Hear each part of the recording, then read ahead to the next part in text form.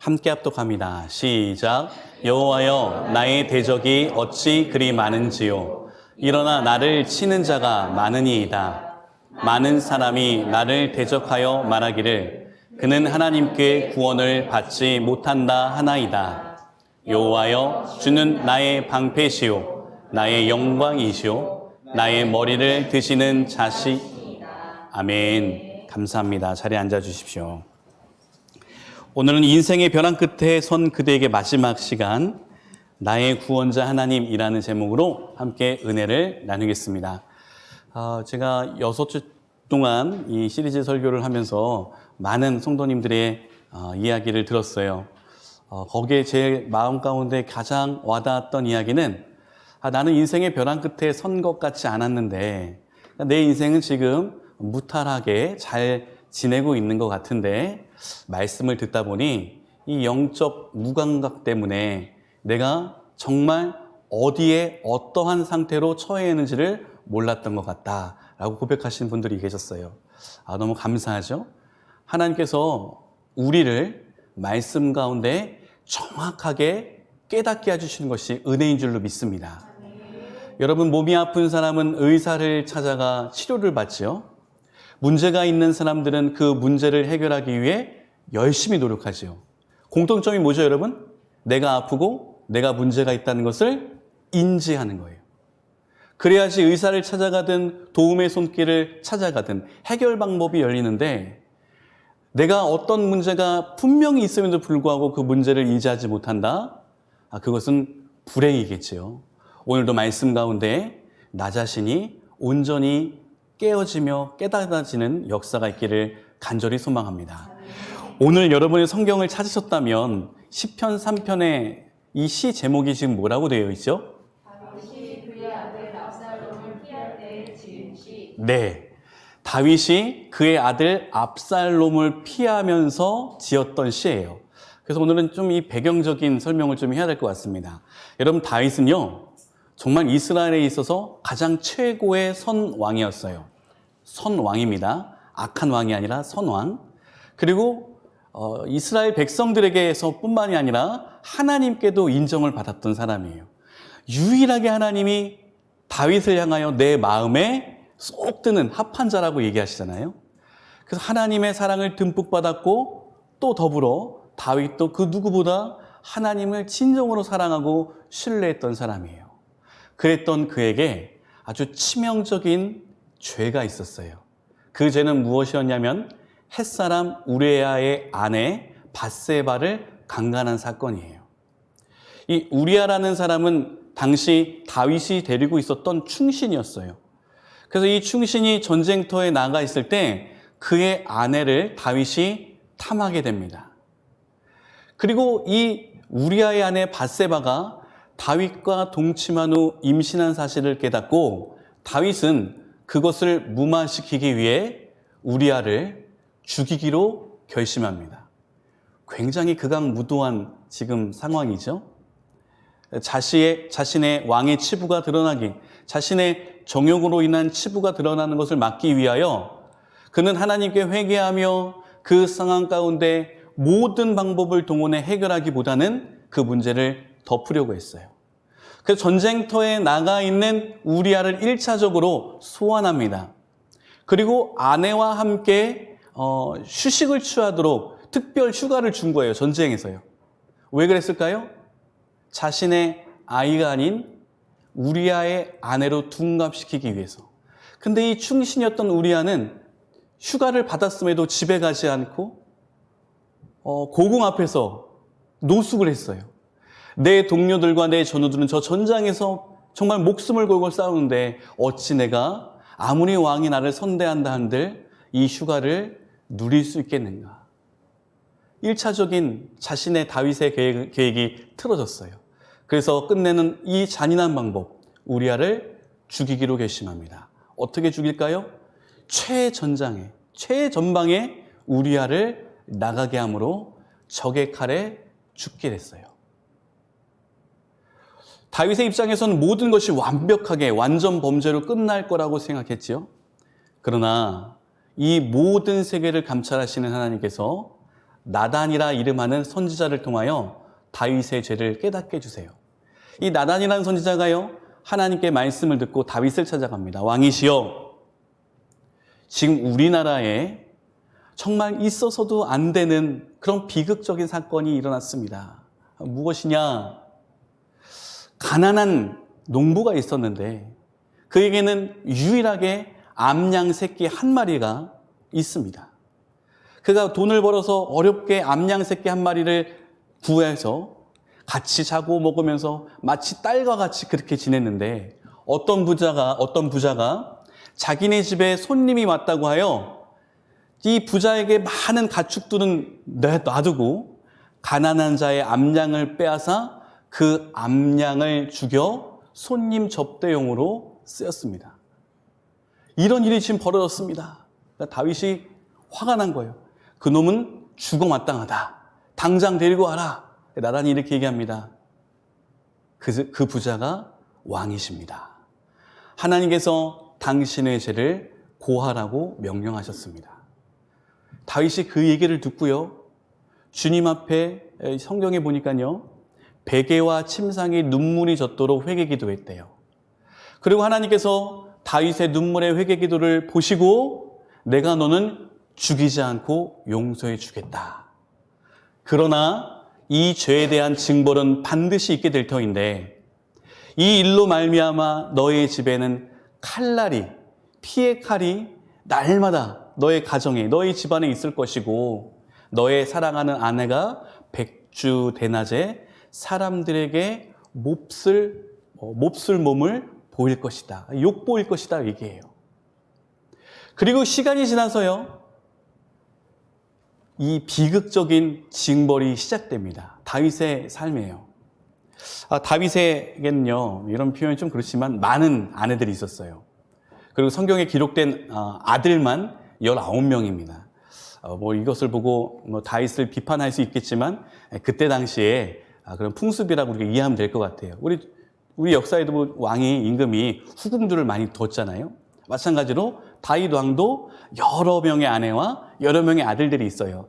그 중에 아히노암이라는 여인이 있습니다. 아히노암이라는 부인이 있는데 이 아히노암에서 암논이라는 아들을 낳아요. 그리고 마아가라는 여인에게서 다말이라는 딸과 압살롬이라는 아들을 낳습니다. 여러분 잘 들으세요. 첫째 아내에게는 누구의 아들을 얻었다고요? 암논이 아니라 암논. 그리고 이 마아가라는 여인에게서는 다말이라는 딸과 압살롬이라는 아들을 얻었어요. 압살롬이 오빠였고 다말이 동생이었어요. 그러니까 압살롬과 다말은 한 배에서 난 친남매죠. 그런데 이 배다른 오빠였던 암논이 다말을 흠모하기 시작해요. 그런데 이 흠모의 마음을, 이 종욕의 마음을 꺾지 못하여 결국 배다른 친동생이었던 다말을 겁탈해요. 이 얘기를 듣고 다윗이 몹시 슬퍼합니다. 왜 슬퍼했을까요? 비극적인 일이 일어난 것도 슬프지만 이것이 다 나의 과오로 인한 징벌이구나. 그러니까 그가 그 얘기를 듣고 나서 이런 복잡 미묘한 상황 가운데 잘 처리를 못했어요. 그러니까 암논을 불러가지고 이놈아, 너가 어떻게 그럴 수가 있느냐, 아주 엄한 매로 다스리고 이런 것이 아니라 그냥 유야무야 지나갔어요. 그 광경을 본 친오빠, 다말의 친오빠였던 압살롬은 분개하기 시작합니다. 그래서 자신이 잔치를 벌여 형님들을 다 초대하고 그 초대한 잔치에서 암논을 죽여요. 그러니까 이 다윗 입장에서 지금 얼마나 비극적인 일이 벌어지는 겁니까? 자녀들끼리 겁탈을 하고 살인을 저지르는 이런 상황에서 다윗이 얼마나 마음 가운데 이것이 다 나의 과오구나. 그러나 이 불붙는 이 분개와 이 분노의 마음이 얼마나 컸겠어요. 그래서 압살롬이요, 다윗을 피해서 외할아버지 집으로 도망가요. 엄마가, 마아가라는 엄마가 그술 왕의 딸이었거든요. 그 이방 지역의 왕의 딸이었어요. 그래서 압살롬이 외할아버지 집에 3년간 도피하는데 다윗에게서 아주 충신이었던 요압이라는 사람이 있습니다. 이 요압이 압살롬 아들과 다윗을 중재시켜서 3년 만에 다시 만나요. 그런데 만나고 나서도 다윗이 압살롬에 대한 이 분개의 마음이 사라지지 않아서 친근하게 지내지 않습니다. 여기에 또 문제가 생겨요. 압살롬이 아버지를 만난 이후 4년 동안 왕의 자리를 빼앗기 위해, 아버지의 자리를 빼앗기 위해 모반을 계략을 세웁니다. 그러니까 혁명을 일으키는 거죠. 쿠데타를 일으키는 거예요.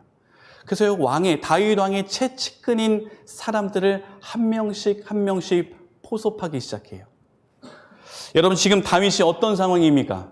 어떤 상황이죠?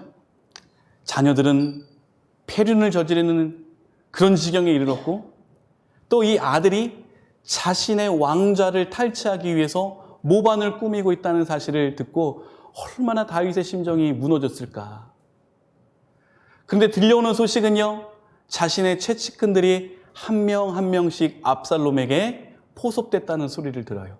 그리고 압살롬이 마지막 카드, 이 성문 앞에서 왕에게 송사를 아뢰기 위해 오는 백성들에게, 예전에 왕의 임무 중에서는 재판의 의무도 있었거든요. 그래서 억울함을 당하는 백성들이 이 왕에게 찾아와서 자신의 이 억울함을 해소해달라고, 재판해달라고 요청해요. 그럼 왕이 선왕이고 지혜로운 왕이라면 옳게 판결을 내리겠죠. 다윗은 선왕이었으니까. 그래서 백성들로 하여금 정말 많은 친송을 받았던 왕이에요, 다윗이. 그런데 압살롬이 성문 앞에서 이 왕에게 재판을 받으러 온 사람들을 가로채요. 그리고 그들에게 환심을 사는 거예요. 어느덧 한 사람 다윗을 추종했던 백성들은 압살롬에게 모든 것들을, 마음을 뺏기게 돼요. 그리고 나서 마지막에 이 압살롬이 내가 왕이다 라고 헤브론에서 선포를 해요. 그 내가 왕이다 라는 소리를 듣자 다윗의 신하들이 다윗을 찾아와, 왕이시여, 지금 큰일 났습니다. 지금 최측근들은 다 넘어갔고요. 수백 명의 현자들, 지혜로운 정치인들도 다 빼앗겼습니다. 백성들은 어떠냐? 백성들의 민심도 이미 압살롬에게로 바뀌었습니다. 그때 사무엘하 15장 14절, 그때 다윗의 이 행동이 그려져 있어요. 같이 한번 읽어봅시다. 시작. 다윗이 예루살렘에 함께 있는 그의 모든 신하들에게 이르되 일어나 도망하자. 그렇지 아니하면 우리 중 한 사람도 압살롬에게 피하지 못하리라. 빨리 가자. 두렵건대 그가 우리를 급히 따라와 우리를 해하고 칼날로 성읍을 칠까 하노라. 아멘. 이제 아들이 아버지를 죽이기 위해 쫓아오는 상황이 되었고요. 그렇게 용맹했던 장수 골리앗도 이겼던 다윗은 아들의 그 서슬푸른 칼날에 이 심장이, 간담이 녹아내려 두려움에 사로잡혀 황급히 도주하기 시작합니다. 계속해서 사무엘하 15장 30절 같이 한번 읽어볼까요? 시작. 다윗이 담난산길로 올라갈 때에 그의 머리를 그가 가리고 맨발로 울며 가고 그와 함께 가는 모든 백성들도 각각 자기의 머리를 가리고 울며 올라가니라. 아마 다윗을 추종했던 사람들도 다윗과 함께 이 비극의 현장에 동참했던 것 같아요. 여러분, 다윗을 보십시오. 지금 다윗이 맨발로 울며 머리를 풀고 도망가고 있어요. 얼마나 급박한 상황이었으면 맨발로 갔을까라는 해석도 있고요. 혹 학자들은 극심한, 정말 극한에 달하는 이 통곡에 대한 표현이라고 얘기도 하기도 합니다. 어쨌든 다윗은 지금 벼랑 끝에 서 있어요. 그의 인생에 있어서 정말 파란만장했던 그 시대는 온데간데없고 그는 완전히 그 기세가 전복되어 벼랑 끝에 선 위기를 맞고 있습니다. 그리고 지금 다윗이 맨발로 머리를 풀며 올라가는 그 상황 가운데 옆에서 막 조롱을 한 거예요. 그래서 다윗 최측근들의 장수가 있었거든요. 장수들이 이렇게 얘기합니다. 왕이시여, 당장 성경에 이렇게 표현되어 있어요. 개만도 못한 저놈을 제게 명하여 목을 베게 하소서. 여러분이라면 어떡하겠습니까? 그때 다윗이 이렇게 고백합니다. 사무엘하 16장 11절에서 12절 같이 한번 읽어봅니다. 시작. 또 다윗이 아버지와 모든 신하들에게 이르되 내 몸에서 난 아들도 내 생명을 해하려 하거든 하물며 이 베냐민 사람이랴 여호와께서 그에게 명령하신 것이니 그가 저주하게 버렸다. 혹시 여호와께서 나의 원통함을 감찰하시리니 오늘 그 저주 때문에 여호와께서 선으로 내게 갚아 주시리라. 아멘. 시므이는 사울 왕의 친척이었어요. 그러니까 자신의 친척, 자신의 피부치였던 사울 왕이 다윗 너가 우리 친족이었던 사울 왕을 죽였어. 그래서 조롱하는 장면이에요. 근데 사실 여러분 사울 왕은 다윗이 죽이지 않았어요. 다윗은 끝까지 사울 왕을 죽이려 하는 것이 아니라 하나님이 기름 부어서 세운 왕이기 때문에 그 왕만큼은 죽이지 않겠다고 결심하고 계속 도피하며 다녔지요. 얼마나 억울하겠어요. 그 다윗이 뭐라고 얘기합니까? 여호와께서 그를 통해 나를 비방하라고 시킨 거야. 주님이 지금 이 저주를 받게 하기 위해서 나에게 허락하신 지금 상황이야. 내가 견뎌야 돼.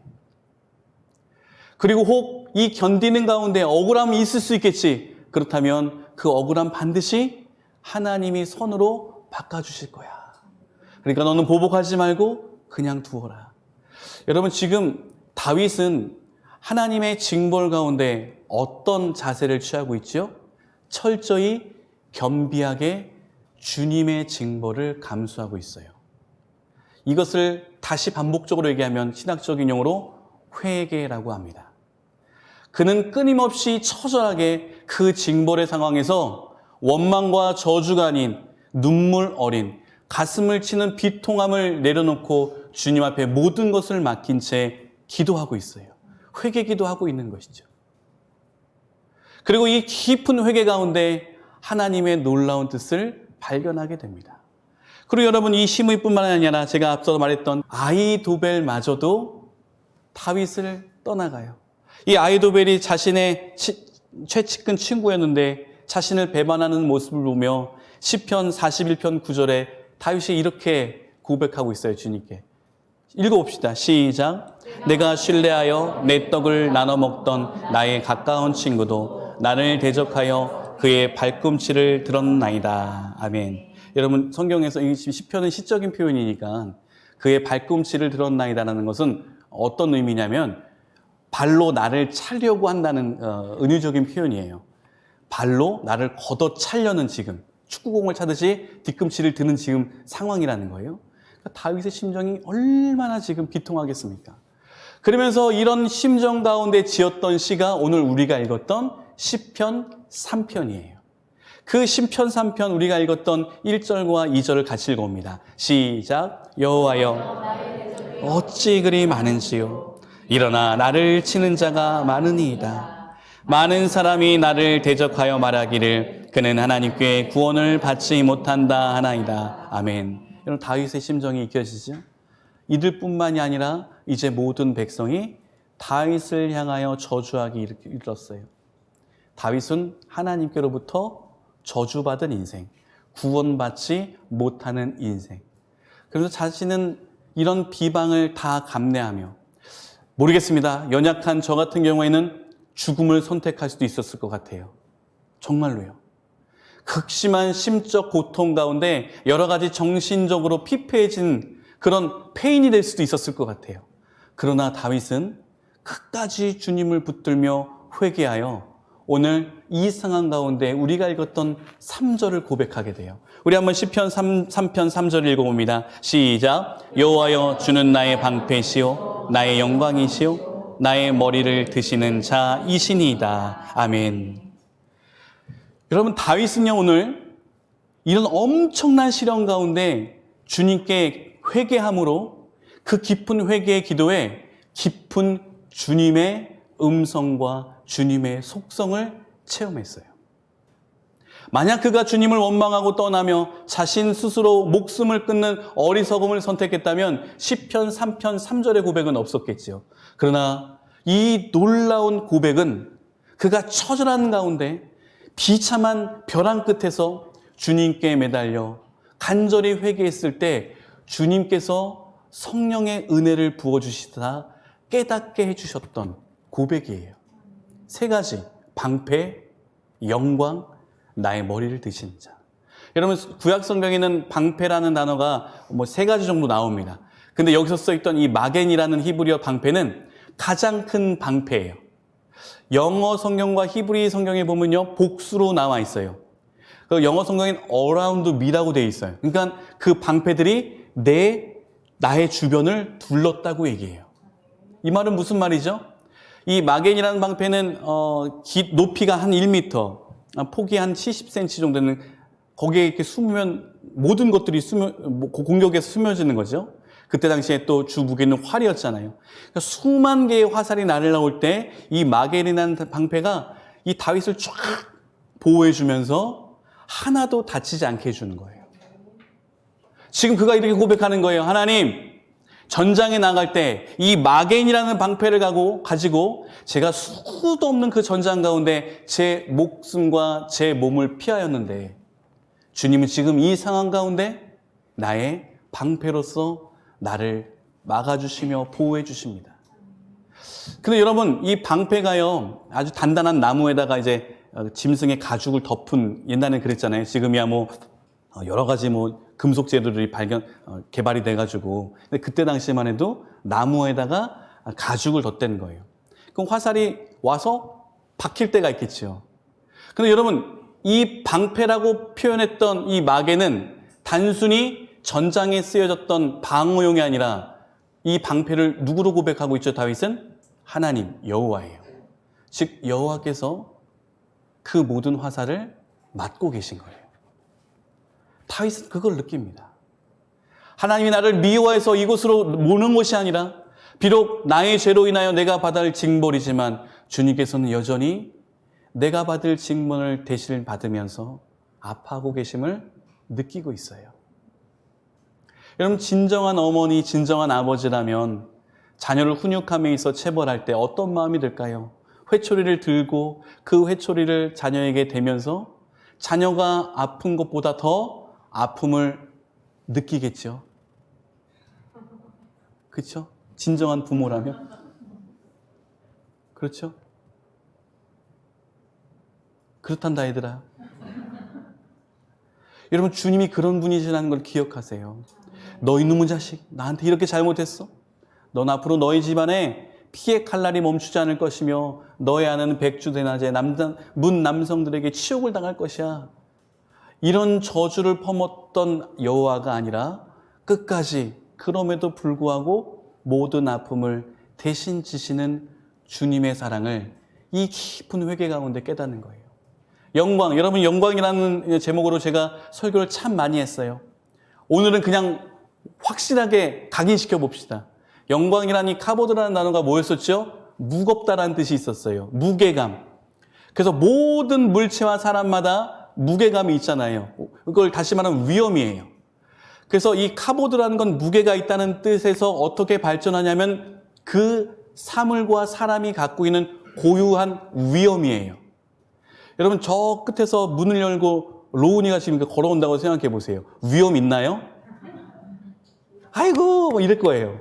그래서 저 문을 두고 지금 대통령이 들어온다고 생각해 보세요. 아우, 귀여워, 이렇게 할까요? 아니에요. 각자마다 갖고 있는 카보드가 다 다르죠. 그렇다면 온 우주 만물의 전능자이신 하나님의 카보드는 어떨까요? 대단한 영광이겠죠. 그래서 이 카보드는 여러 종류로 쓰이지만 첫 번째는 하나님 본인을 나타내는 용어입니다. 하나님은 영광, 이 본인 자신의 속성을 얘기하는 거고요. 이 본인 자신의 이 속성이 발현될 때 어떻게 나타나죠? 빛으로, 불로 나타나잖아요. 그리고 이 발현된 불과 위험을 우리는 보면서 어떻게 느끼죠? 그것을 보면서 와, 내 최고의 찬사로 그분께 찬송을 올려드리죠. 그러니까 엄청난 영광스러운 위험을 우리가 봤을 때 거기에 표현하는 건 뭐예요? 내 모든 걸 다 총동원하여 그 영광 앞에 엎드리잖아요. 그래서 이 영광은 총 3가지로 쓰인다고 제가 말씀드렸어요. 하나님의 고유의 속성, 그리고 나타내심의 영광, 그리고 나타내심을 본 사람들의 영광이에요. 그래서 우리가 보통 하나님께 영광하면 마지막 세 번째, 나의 모든 것을 통해 하나님이 높아지는 것, 하나님께 영광 올려드린다는 표현이잖아요. 아시겠죠, 여러분? 내가 모든 영광을 받았으면 그 영광을 다시 주님께 돌려드리는 것, 이게 바로 하나님께 영광이에요. 우리 기독교에 정말 유명한, 우리 모든 교리에 큰 획을 그었던 어거스틴이라는 교부가 있어요. 신학자가 있습니다. 이 신학자가 이런 얘기를 해요. 인간에게는 그 어떤 것도 내세울 만한 영광은 없대요. 오직 인간이 보여줄 수 있는 것은 죄성밖에 없다고 얘기해요. 여러분, 우리가 지금 참 어리석은 거예요. 나 자신을 드러내려고, 높이려고 얼마나 애씁니까? 사람의 영광은 여러분 정말 보잘것없는 거예요. 오직 주님의 영광만이 우리에게 있어서 참된 기쁨임을 기억하시길 바라며 그 영광만을 드러내는 인생이 되길 소망합니다. 다윗을 보세요. 정말 휘황찬란한 예복에 높은 이 궁의 보좌에 앉아 있었던 이 다윗의 영광을 생각해 보세요. 근데 지금 그가 생각합니다. 내 영광이 이렇게 한순간에 휴지 조각처럼 되는구나. 내가 갖고 있었던 그 위엄은 정말 아무것도 아니구나.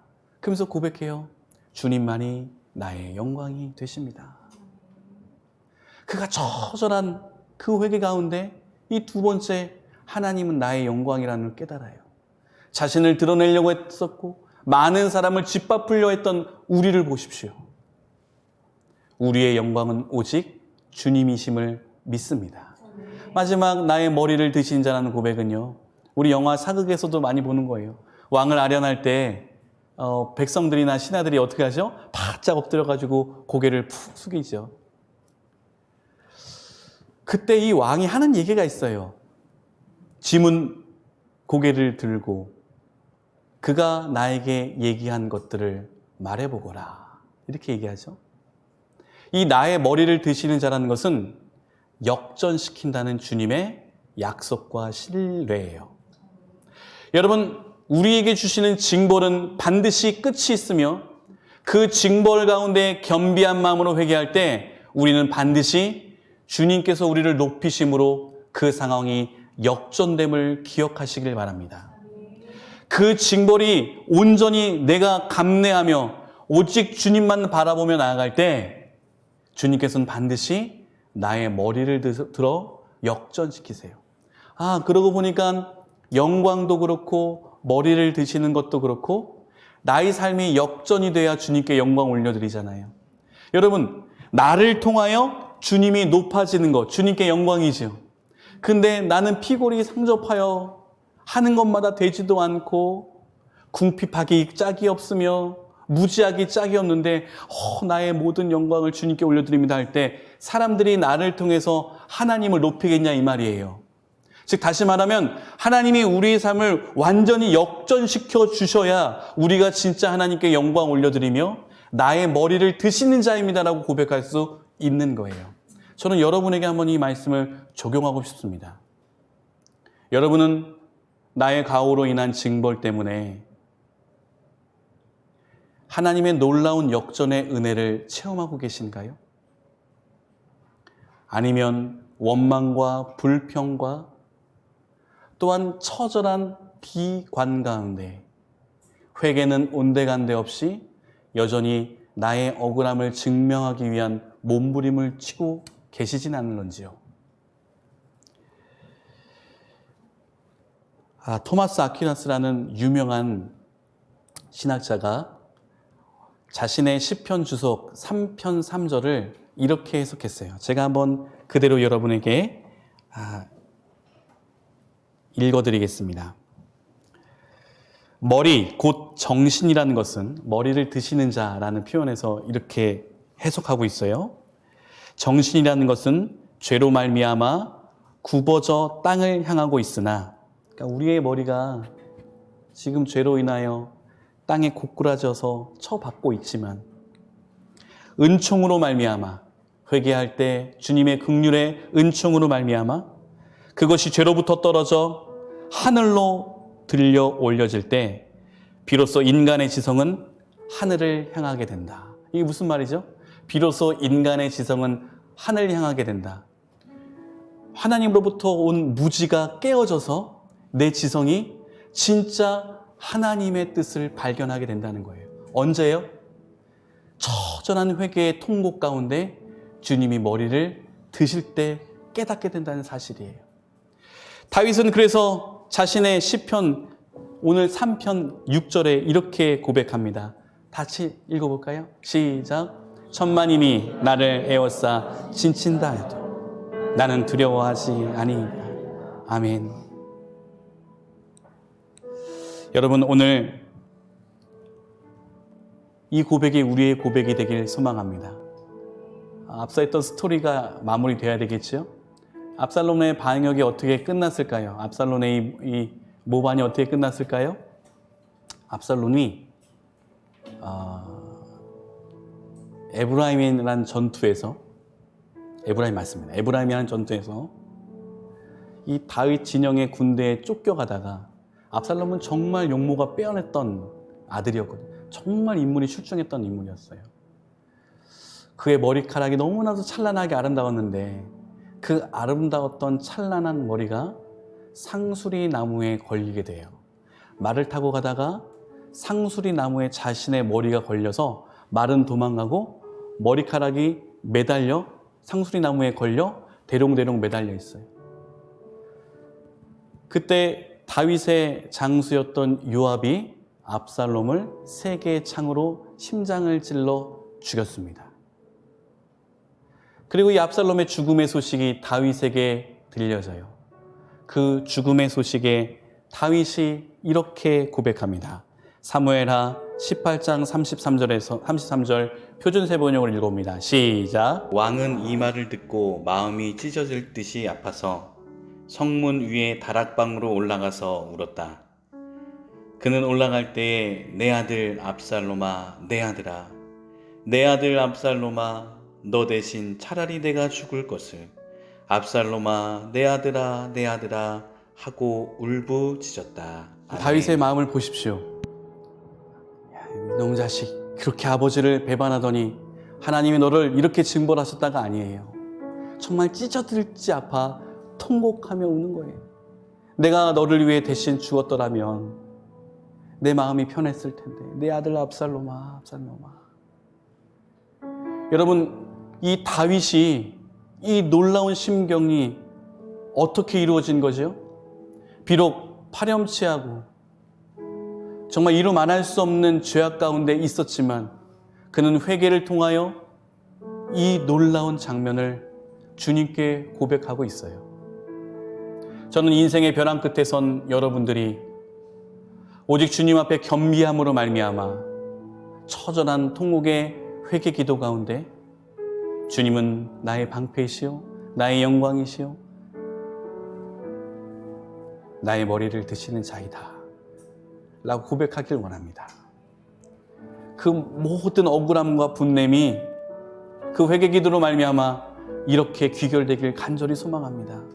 두 눈을 감아 봅시다. 천만인이 나를 애워 진친다 하여도 나는 두려워하지 아니하리이다. 여호와여, 주는 나의 방패시오, 나의 영광이시오, 나의 머리를 드시는 자이시니이다. 주님, 이 놀라운 고백이 처절한 벼랑 끝의 삶에서 그가 깊이 회개함으로 그가 얻었던 깊은 주님의 심정을 고백했습니다. 우리 또한 이 놀라우신 주님의 사랑을 체험할 수 있도록 은총을 내리어 주시옵소서. 이 모든 말씀 예수님의 이름으로 기도드렸습니다. 아멘.